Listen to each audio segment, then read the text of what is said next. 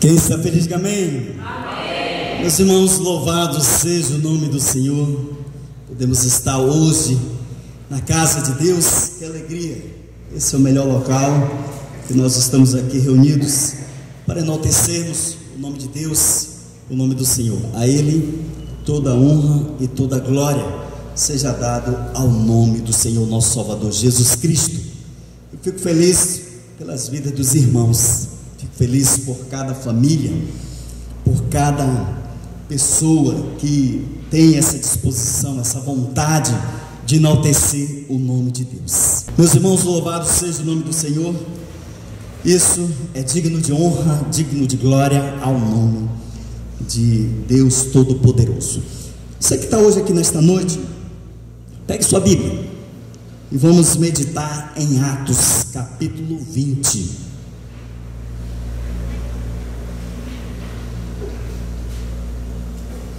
Atos capítulo 20, texto do versículo 7 ao 12.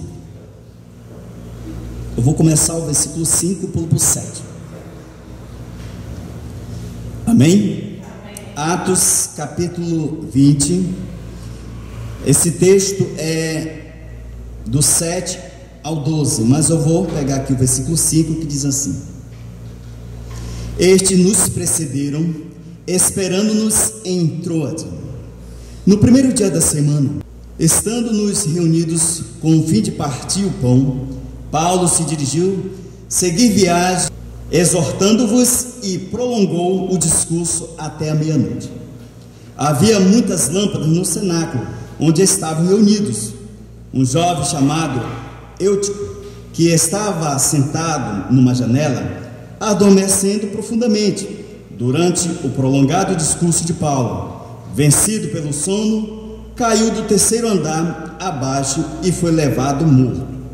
Descendo, porém, Paulo, inclinando-se sobre ele e abraçando, disse: Não vos perturbeis, que a vida nele está. Subindo de novo, partiu o pão e comeu, e ainda lhes falou largamente até ao romper da alva, e assim partiu. Então conduziram vivo o rapaz e sentiram-se grandemente confortados. Amém? Amém. A palavra de Deus ache lugar em nossos corações. Glorioso Deus, eterno Pai, nós queremos te agradecer, Senhor nosso Deus. Obrigado pela tua palavra, obrigado, ó Deus, pelas nossas vidas. Somos gratos, ó Deus, porque nós temos os ensinamentos que vêm do Senhor. Obrigado, Senhor, por fazermos parte da tua família, ó Pai, e assim poder nos salvar, nos regenerar, um povo exclusivamente para o Senhor. Por isso nós te louvamos, nós te adoramos nesta noite, e assim também nós oramos pelos nossos irmãos que estão por aí, também pregando a tua palavra, te louvando também, Senhor, que hoje nesta noite possa haver refrigério em nossas almas, no nosso espírito, Senhor, pois nós precisamos do Senhor. E assim também, ó Deus, que hoje nesta noite possa haver salvação através do teu evangelho. Usa-me como instrumento em tuas mãos para que eu venha falar do Senhor, e assim a tua igreja possa ser edificada em Cristo Jesus. Oramos e te agradecemos em nome de Jesus. Amém. Amém. Pode se sentar.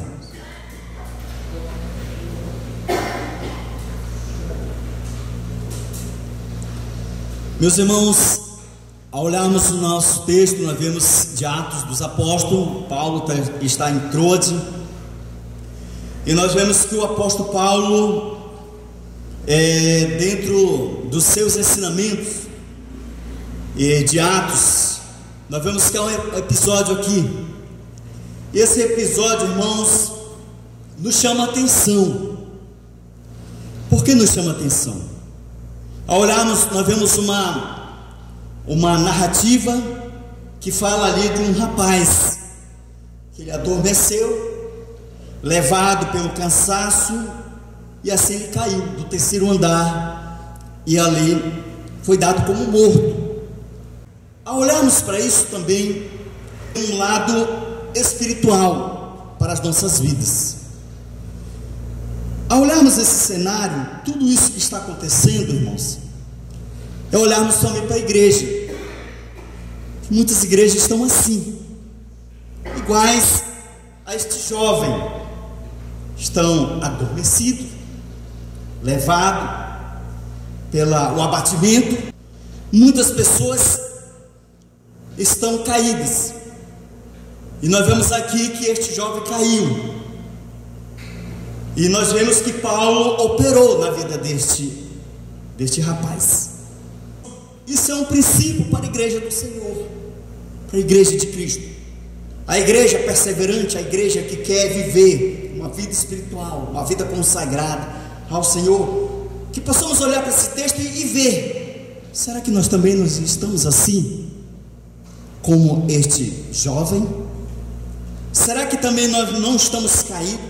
Será que também nós não estamos sonolentos? Será que nós estamos avivados? Será que nós estamos atentos aos ensinamentos do Senhor? Ao olharmos aqui, irmãos, nós vemos o discurso de Paulo. Paulo faz um discurso aqui, ou seja, uma pregação. E dentro desse discurso, era no primeiro dia da semana. O discurso que Paulo está fazendo, ele começa no primeiro dia da semana. Qual é o primeiro dia da semana? O domingo.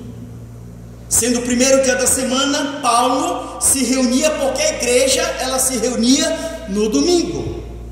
A igreja primitiva, ela se reunia no dia que Cristo ressuscitou. Cristo ressuscitou no domingo. E se Cristo ressuscitou no domingo, sendo o primeiro dia da semana, o primeiro dia em que nós devemos ter devotação, e nós temos que ter adoração ao nome do Senhor. O texto diz: no primeiro dia da semana aconteceu esse episódio. No primeiro dia da semana que eles estavam reunidos, que é o domingo, que é o dia do Senhor. Cristo ressuscitou no domingo.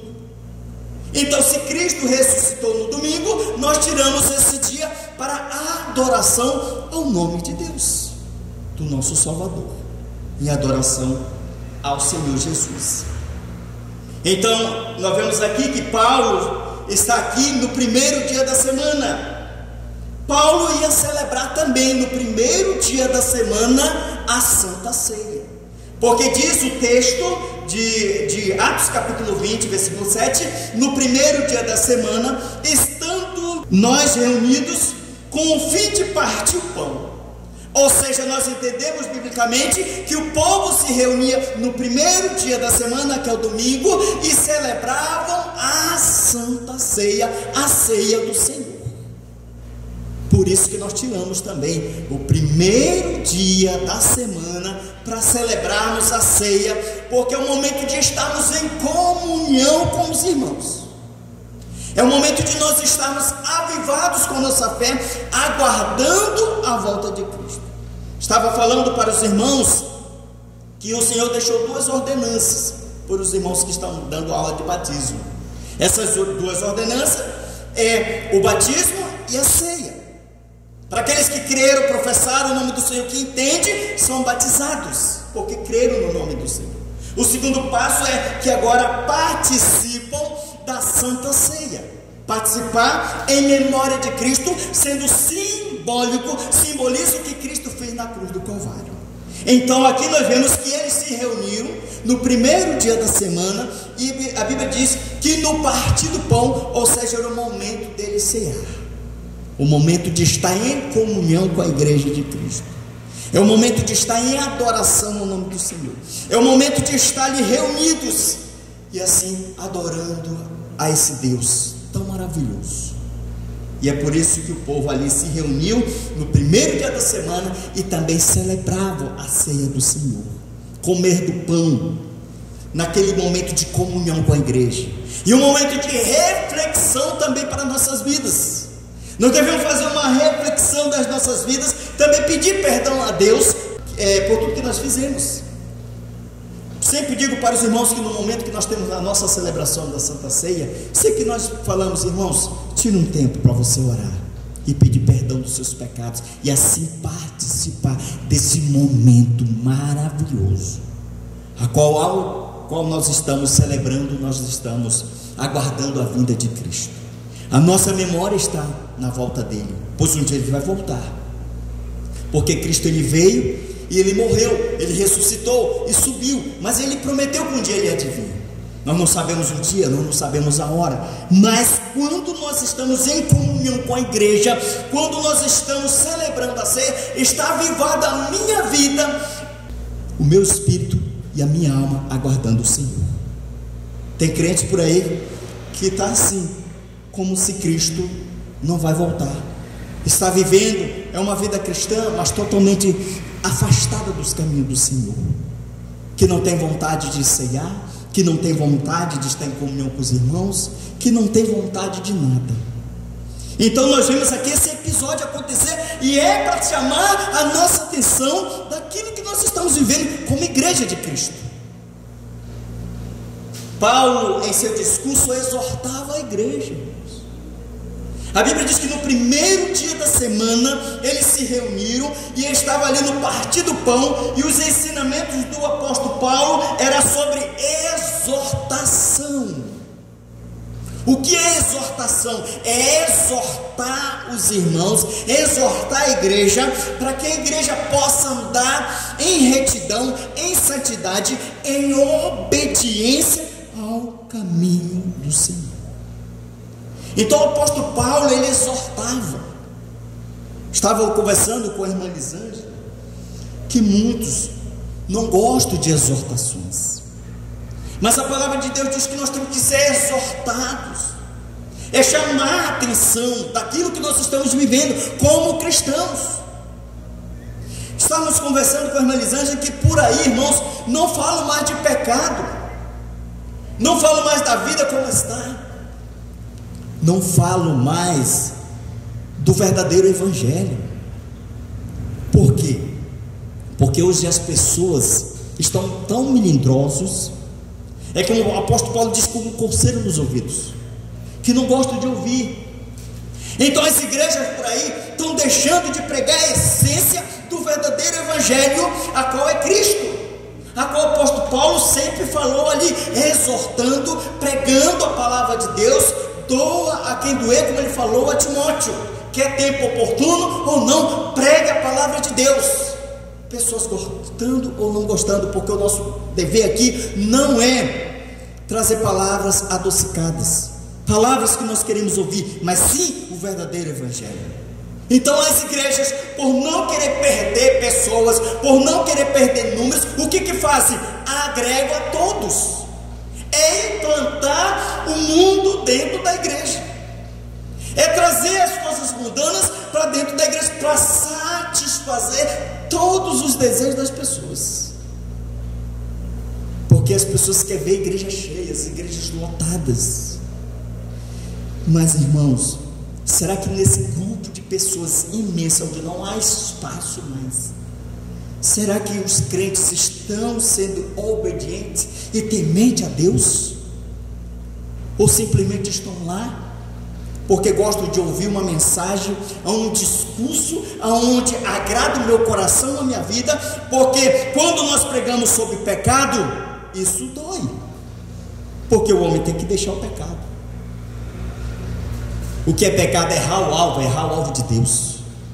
Como é que nós vamos nos voltar para o Senhor, vendo uma reconciliação, voltar de novo para Deus, se nós não formos ali confrontados com a palavra de Deus?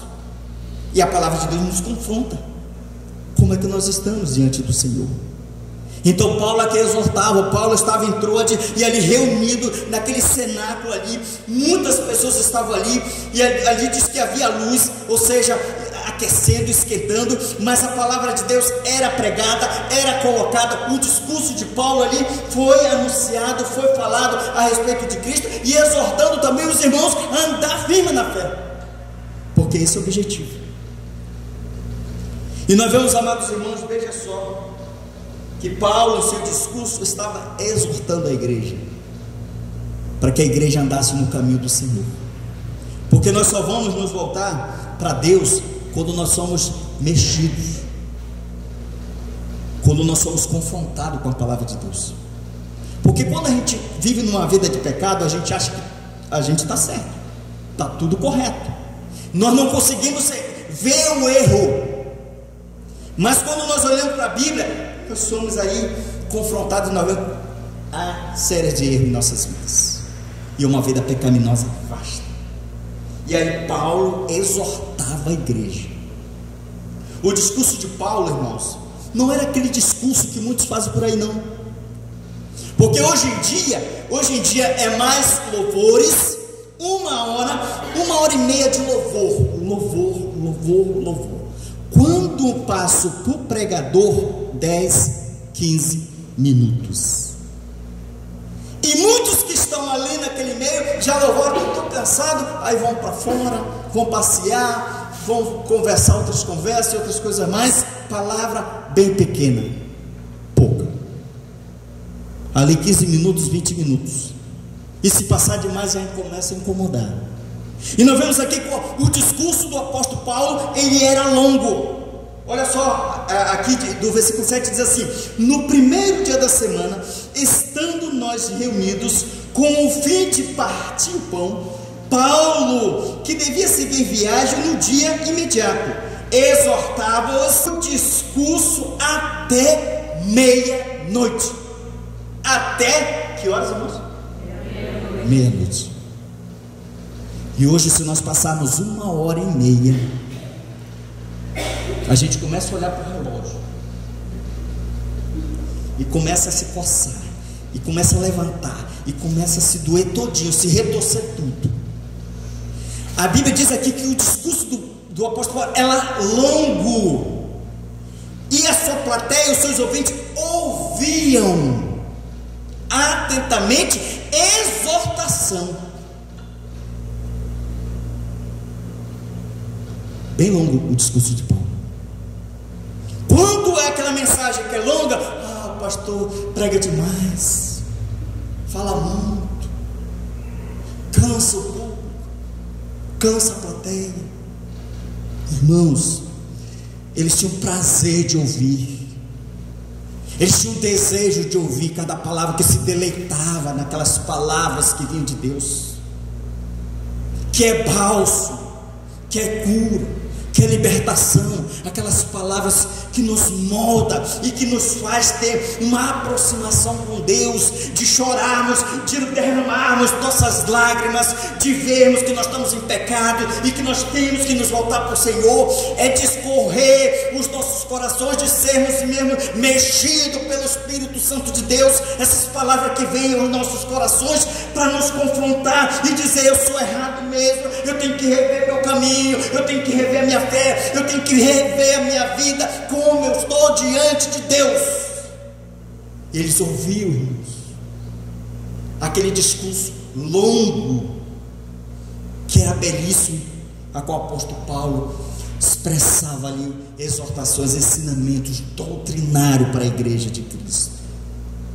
E hoje em dia a gente não consegue passar 1h30, 2 horas no culto, que já está longo demais. Chegará um tempo, irmão, que a palavra de Deus, que muitas igrejas estão por aí, como eu disse agora há pouco, um sermão curto, de 10, 15 minutos. Nossas igrejas não, elas pregam a palavra, o foco é a palavra. E aqui nós passamos. Eu estava conversando com um jovem, ele disse assim, ele queria fazer uma visita na nossa igreja. Eu disse: olha, nós temos nosso louvor, nossa adoração, temos a nossa liturgia, mas ali o foco é a palavra. A igreja, ela está acostumada a ouvir a mensagem que dura ali de 45 minutos, e às vezes até passa. Nós nunca passamos do horário extrapolando, mas ali, pregação da palavra, de 45 minutos, 50 minutos, ouvindo, sentado, de queijo caído, e querendo ouvir mais, com o desejo de ouvir no outro domingo, porque ali é lançada a palavra, porque nós ensinamos a igreja, e a igreja tem que estar preparada a ouvir a palavra de Deus. E muitos por aí, o que tem é um discurso pequeno, e só o que fala o seu coração. Agora na sua vida é só vitória, você vai vencer, você é cabeça, você não é cauda, e assim vai. E que tu vai ter muitas vitórias na tua vida. Quando nós olhamos para a realidade desses tipos de pregações, mensagens que só colocam ali que nós vamos estar aqui no topo, quando nós vamos ver a realidade, é outra. Quando nos deparamos que nós adoecemos, quando nos deparamos que nos esfriamos, quando nos deparamos que passamos problemas familiares e não sabemos resolver como está o nosso casamento, quando nós vemos problemas que afetam o nosso trabalho, quando nós vemos ali que são armadilhas que o inimigo coloca, como é que o crente vai estar preparado para essa situação se ele não tiver a palavra? Ele vai se decepcionar, e ele vai se escandalizar e sair da igreja, porque o pastor falava isso, que eu ia ter só vitória, mas eu vejo na minha vida que só é tragédias, que eu vejo na minha vida só dificuldades, que a partir do momento que eu me tornei cristão, meu Deus do céu. Por isso que nós ensinamos dentro da palavra de Deus que Jesus veio e sofreu desde o seu nascimento até a morte de cruz. E Jesus está mostrando aqui para nós que a glória é na eternidade e não aqui na terra.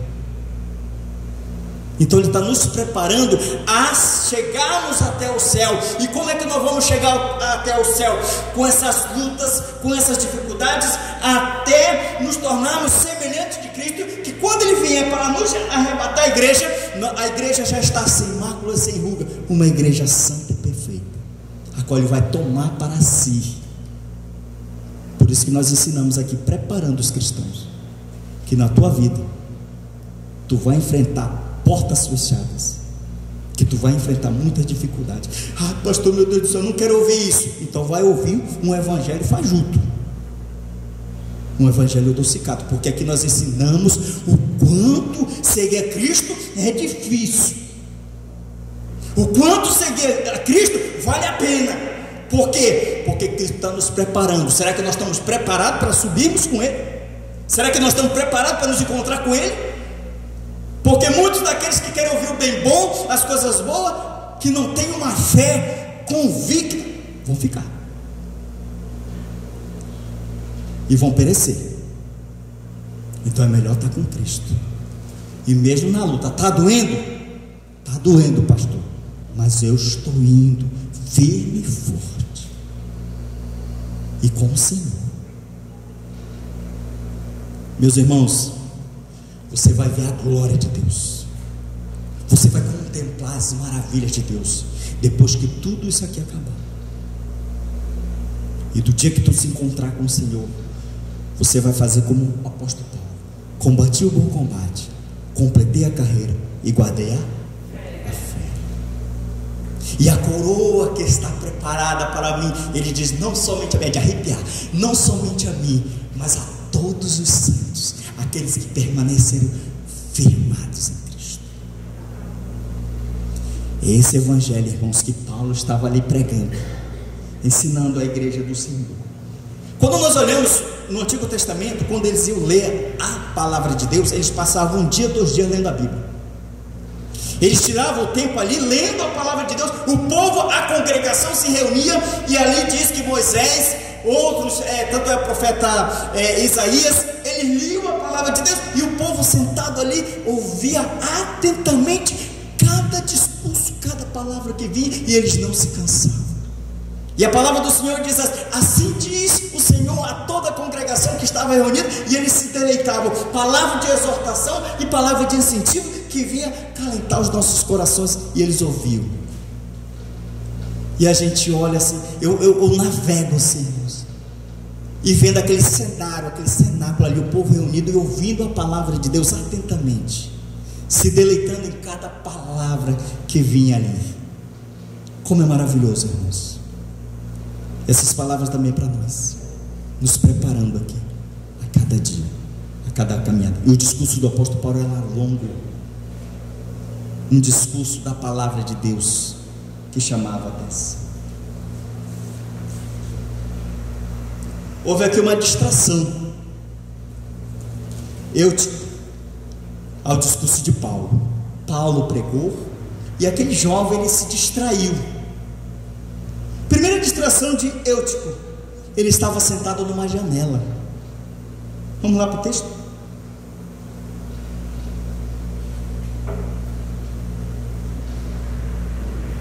Vamos ler do versículo 8 ao 9. Havia muitas lâmpadas no cenáculo onde estavam reunidos, lugar claro.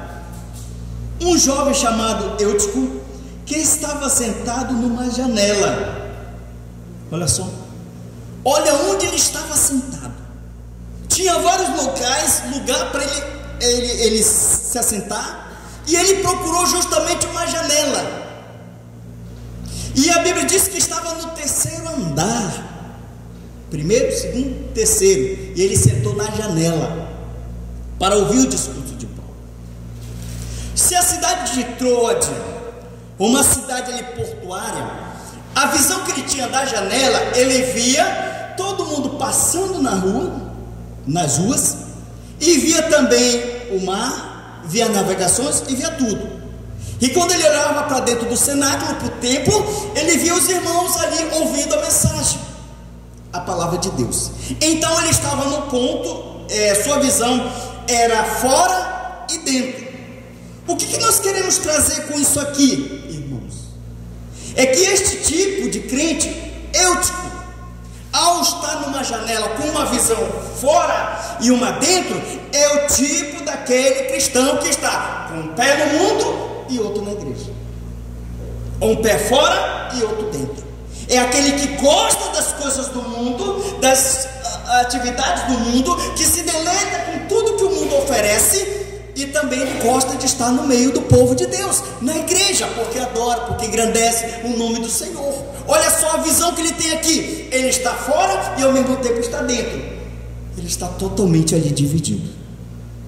É igual como muitos cristãos, que está com o pé no mundo e outro na igreja, que sente prazer com as coisas do mundo, que se alegra com as coisas do mundo, mas também se alegra com as coisas de Deus. Até agora ainda não se decidiu o que ele quer. Tu quer as coisas do mundo ou tu quer as coisas de Deus? Então, para querer trazer as duas coisas ao mesmo tempo, ele está no mundo e está na igreja. Então são muitos cristãos também que estão assim, que estão no mundo e que estão na igreja. Ele estava na janela, porque a visão que ele tinha lá de fora, ele se alegrava, e aquilo alegrava o seu coração, porque um pedaço da vida dele estava no mundo. Mas quando ele olhava para o templo, ouvindo a palavra, ele também se alegrava, porque ele estava ouvindo o discurso de Paulo, a pregação de Paulo. Como nós estamos? Que crente nós somos? Com um pé no mundo e outro na igreja. Nós temos que firmar, irmãos, os nossos passos, os nossos pés em Cristo. A nossa vida tem que estar no Senhor. Esquecer o mundo, esquecer o curso deste mundo, esquecer as coisas deste mundo. Por isso que sempre o Senhor diz: onde está o teu coração? Pois aonde está o teu coração está o teu tesouro. O teu coração está no mundo? Ah, pastor, é porque eu gosto das coisas que o mundo oferece, mas eu também gosto de estar com os crentes. Crente é tão bacana, tão legal. Crente fala de amor, de alegria, a gente vê os crentes rindo, crente brincando. Poxa, eu gosto também. Mas enquanto você não decidir o que você quer, muito cuidado, porque você pode ficar. Quando você estiver no mundo, que Jesus venha voltar para buscar a sua igreja, e você pode ficar. Então é melhor estar com o Senhor, firmado em Cristo, na igreja do Senhor. Então esse jovem estava na janela, de janela, só apreciando, não sabia o que ele queria. Ele foi distraído com isso. Então nós somos muitas das vezes distraídos com as coisas do mundo. Segunda distração foi espiritual.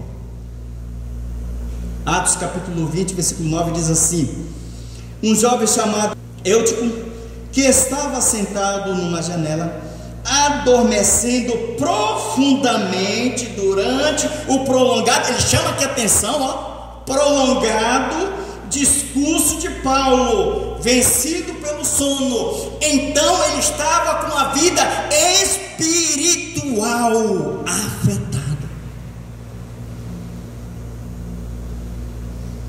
Ele estava com uma vida totalmente fragilizada. Frio. O que é um crente frio? Crente frio é que não tem desejo para nada, dá uma sonolência, até para ler a Bíblia dá uma preguiça, até para orar não tem força, quanto mais falar de Jesus, até para cultuar, para vir para a igreja. Hoje está passando o jogo do Flamengo, eu vou assistir o jogo. Ele não tem vontade para nada. Aqui diz que ele foi afetado, irmãos. Ele ouvindo o discurso, mas a sua vida estava fria. E muitos crentes de nós estamos assim, frios, sem entusiasmo, sem se alegrar com as coisas de Deus, sem ter desejo para as coisas de Deus. E tem que ter muito cuidado, tá? Porque aonde é um ponto que o inimigo ataca, e ali ele foi afetado espiritualmente. Se você sentir essa frieza, você está sendo afetado espiritualmente na tua vida. Pastor, mas hoje tem redes sociais, o senhor está gravando aqui o vídeo, eu não vou nem para a igreja, eu vou assistir já no YouTube, que o senhor joga lá, coloca, né? Então é como se eu estivesse lá assistindo, né? Aí está passando aí, ou de outros. Eu vou começar só na TV. Opa, essa aqui é mensagem legal. Essa aqui não. Mas só escolhendo. Essa aqui está falando de adultério. Não gosto não dessa mensagem, porque mexe comigo. Essa aqui está falando de fornicação. Opa, não. Agora essa aqui que eu vou vencer na vida. Opa, essa aqui é boa. Aí eu vou só as coisas boas. E quando pensa que não sentimos aquele desânimo, não tem vontade mais de vir ao culto, e as coisas vão passando, tá? Vai passando e nós não temos vontade para nada. Para nada. Aí a mulher diz: bora marido, vamos para a igreja. Hoje não. Ou então o marido: bora mulher para a igreja. Não, hoje não. Bora filho para a igreja. Não, o menino está jogando bola, está brincando. Está frio. Não tem temor. E muitos de nós estamos assim.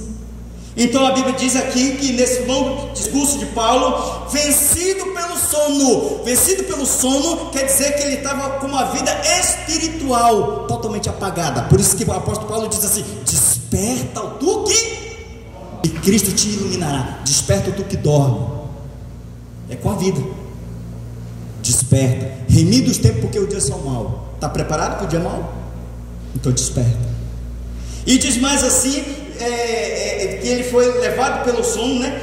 Pelo discurso de Paulo, vencido pelo sono, caiu do terceiro andar abaixo e foi levado como morto. Aqui, sabe que com a vida espiritual fria, ele caiu. Sabe o que diz isso?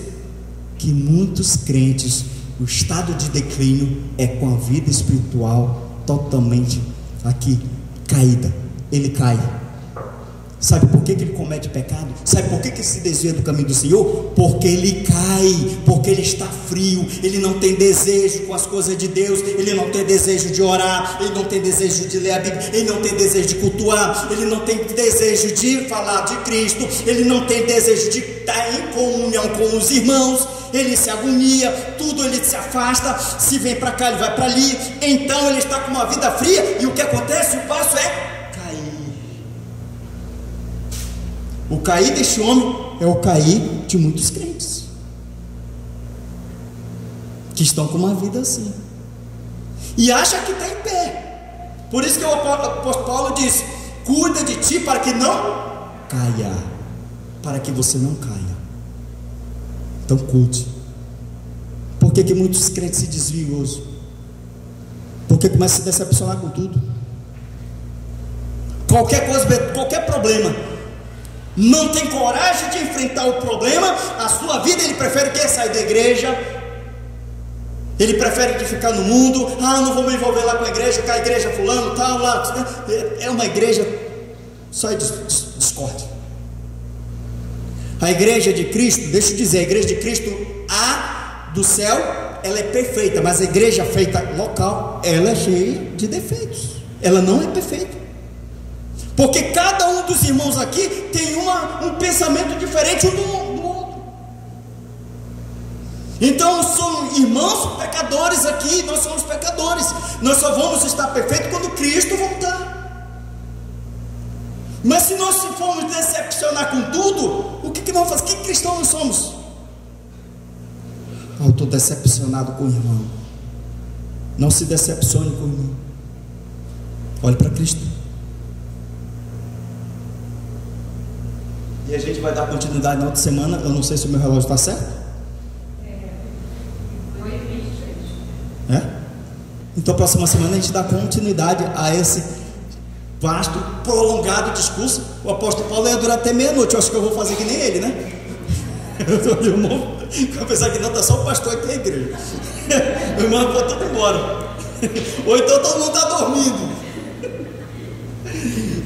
Fica até meia-noite, né? Mas aqui, se quiser trazer uma merenda, a gente vai esticando. Deixa eu me contar aqui. Na próxima semana a gente dá continuidade. Que Deus abençoe a vida dos irmãos, encoraje, fortaleça e cuide de cada um de você, da sua família, da sua vida espiritual. Busque mais ao Senhor em dedicação, devoção, para que Deus possa te abençoar mais e mais. E nesse momento nós vamos levar nossos pensamentos a Deus. Eu peço que a igreja possa curvar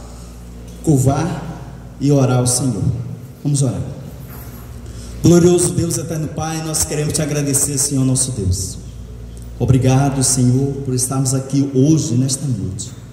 Somos gratos, ó Deus, porque a tua igreja se reuniu aqui, Senhor, para te adorar, para engrandecer o teu santo nome. Ó, que culto lindo, que culto agradável diante da tua presença, Senhor, onde nós expressamos toda a nossa adoração para ti, Senhor. Rogamos ao Deus também pelas nossas famílias, que o Senhor Deus venha abençoar as nossas famílias. Nós precisamos do Senhor. Abençoe, Deus, a cada um de nós, que o Senhor possa nos revertir cada vez mais, Senhor, pelo teu poder, Senhor. Nos proteja, nos guarde dos dardos inflamados do maligno, Senhor. Proteja, ó Deus, o nosso casamento, proteja a nossa família, proteja os nossos filhos. Que o Senhor Deus possa abençoar, Senhor, nossos irmãos que têm seus trabalhos, que eles possam prosperar grandemente, Senhor, que eles possam crescer, que eles possam também tirar o sustento para a sua família, Senhor, que eles possam também ajudar os necessitados, que eles possam ajudar a igreja, que eles possam ajudar outras pessoas que não têm muitas das vezes o que comer, Senhor. Abençoe o teu povo, dá saúde, Senhor, para o teu povo. Se alguém aqui está doente, Senhor, que o Senhor possa estar tocando pelo teu poder, Senhor, e curando, ó Deus, desta enfermidade, essas pessoas, Senhor. Que o Senhor, Deus, também faça com que as crianças, jovens e adolescentes possam crescer no temor no caminho do Senhor. E a nós que estamos aqui reunidos, Senhor, que o Senhor possa alegrar os nossos corações mais e mais, que possa arder em nossas vidas o desejo de estar em tua presença, Senhor. E assim, ó Deus, nós oramos e te agradecemos, em nome de Jesus, amém. Amém. Pode chamar a classe, né?